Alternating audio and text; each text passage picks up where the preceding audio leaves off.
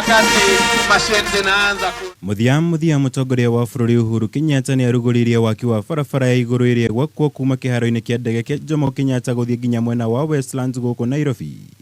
Thutha wa waki ucio gukorwo tiriirio kwa ihinda na thengia wa thirikari gukorwo iri na mubango ucio kuma tene. Thank you.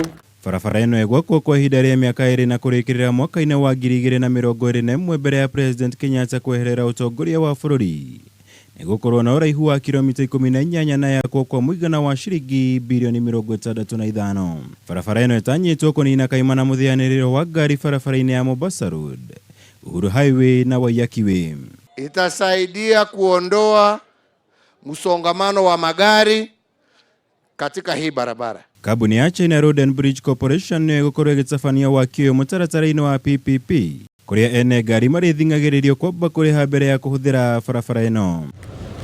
Ino ni gukorwo iri barabara ya mbere gwakwo guku bururi-ini kuhitukira iguru wa barabara ingi.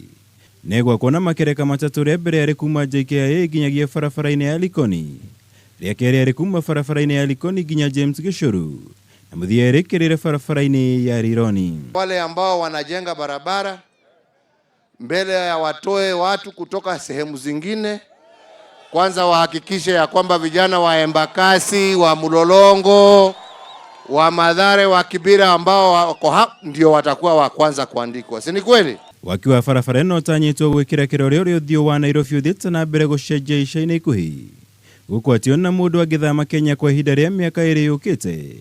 Agitua gucoka agikora maundu ari ngurani makiria kumana na waki uri uthite na mbere gutafanio honge-ini itiganite. Giki ari kionereria Kenya na muno mucii munene wa Nairobi ni wihadite wega hari kung'ethanira na micii ingi minene mabũrũri-ini matiganite, makiria kumana na ukinyaniria wa barabara teno ya kiriu. Itatusaidia kuhakikisha ya kwamba mji wetu mkuu wa Nairobi utakuwa unalingana pamoja na miji mikuu ya nchi hata zile zimeenda mbele yetu. Mashine zinaanza kuondoka. Ngirifuatara Kameme TV, Jitagwo Mwaura, Wagunya.